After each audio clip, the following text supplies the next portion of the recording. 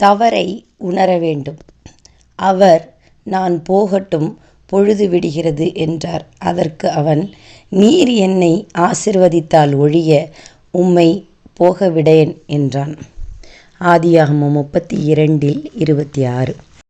யாக்கோபு மிகவும் நெருக்கடியான ஒரு நேரத்தை காண நேர்ந்தது.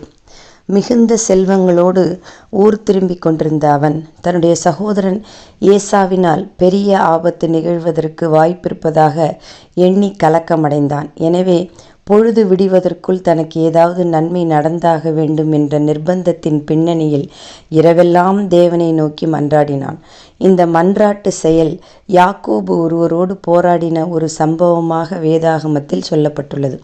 பல ஆண்டுகளுக்கு முன்பு இது போன்றதொரு இரவு வேளையில் வேதனையானதொரு தனிமை பயணத்தில் தேவன் அவனை சந்தித்தார். அவனுக்கு தேவையான உதவிகளை செய்வதாக வாக்களித்து நம்பிக்கையூட்டினார். ஆனால் அன்று அந்த இரவு வேளையில் வலிய வந்து யாக்கோபிற்கு தம்மை வெளிப்படுத்தி அவனுக்கு உதவின தேவன் இப்பொழுதோ நான் போகட்டும் என்று கூறுகின்றார்.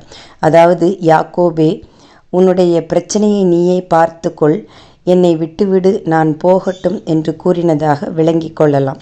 அன்று ஓடி வந்து உதவின தேவன் இன்று தேடிப்போய் இரவெல்லாம் மன்றாடியும் உன்னுடைய நெருக்கடிகளை உன் வழியிலேயே தீர்த்துக்கொள் என்று கூறுவது போல நான் போகட்டும் என்று கூறியதேன்?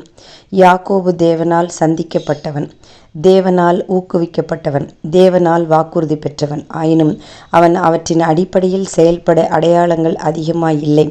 சுய வழியில், சுய புத்தியில், சுய யோசனையில், சுய ஆலோசனையில், சுய திறமையில் காரியங்களை சாதிக்கும் மனநிலையுடன் தான் செயல்பட்டு கொண்டிருந்தான். ஆனால் சுய புத்தியினாலும் சுய திறமையினாலும் மிகுதியான சம்பாதித்தும் அந்த பாதையில் வந்த அடுத்த நெருக்கடியை சந்திக்க அவனுக்கு அவை உதவவில்லை. எனவே தேவனை விடாப்பிடியாக பிடித்து கொள்ள முன்வந்தான். எனவே அவன் போராடி நன்மையை